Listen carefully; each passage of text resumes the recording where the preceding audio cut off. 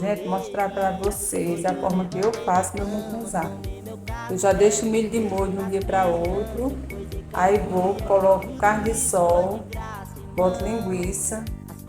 Aí boto na pressão e boto para cozinhar. Quando tá tudo bem cozinhadinho, aí eu venho com leite e creme de leite.